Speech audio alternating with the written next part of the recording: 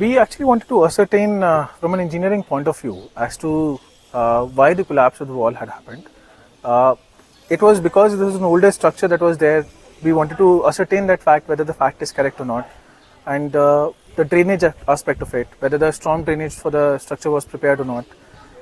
Also, this gives us an insight into the aspect of engineering lapses, if there were any. So, for that, our chief engineer from sports department is here now, and the management in charge for the HSCL company, the implementing partner for the government of Meghalaya is here. And they both, we had a discussion with them. We understood of what aspects resulted in such a scenario, what are the requisite steps after this to be taken. And that was a primary purpose of this primary purpose of this visit. Another important aspect was to actually take the view of the local development committee into view, ask them what other concerns do they have regarding the structures, whether they are comfortable with it or not. We wanted to ascertain had there been any more damages or any other damages that have not been reported so far. But luckily they are on the same page as us. They also are looking forward to getting the entire site well and up and running, and we'll soon organize another tournament once things are better. So first and foremost, what we have discussed today was that that entire additional mud which has flown down since yesterday will be cleared off. The debris will be cleared off. The mud debris will be cleared off. The retention of the slope will be made through the use of sandbags, and we'll be putting up the what do we call it? Tarpaulins over it, so that the water does not affect the strength of the structure anymore. We also kept some outlets for the water to go out naturally from these areas. Additionally, in order to prevent any further mishaps from the existing structure and the additional part of the structures where we are fearing even a 1% chance of anything mishap happening, we are cordoning off the road that is just below these structures. Today, by the evening, the roads will be cordoned off. The public will be given the specific information about it in clarity. We have already given the order today. Today, we have informed the local development committee as well. We have identified the alternate route as well, and everything is good to go. So from now on till probably for 1.5 months, this road will be cordoned off.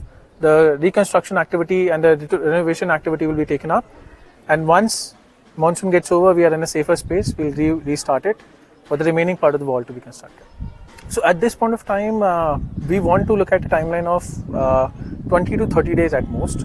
So the thought is that instead of the entire retention wall to be created at this point of time, the base of the retention wall will be created with the boulders as is usual done in the hilly areas, and the remaining will be again capped with the gunny bags, the sandbags and the tarpaulin sheet, and the upper cover will be covered by the chicken mesh net.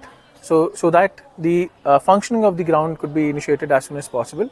The upper time limit that we have kept for ourselves internally is 1 month at most. Let me start off with my designation and name. I'm BMCM. I'm the Chief Engineer of State Sports Council of Meghalaya. Okay. So the State Sports Council of Meghalaya actually usually does all the construction work for the sports department. But in this particular project, an MOU was signed between the Government of Meghalaya, Department of Sports and Youth Affairs, Government of Meghalaya, and HSCL, Hindustan Steel Works Construction Limited, which is a Government of India PSU, to execute the work on behalf of the government, on behalf of the Department of Sports and Youth Affairs.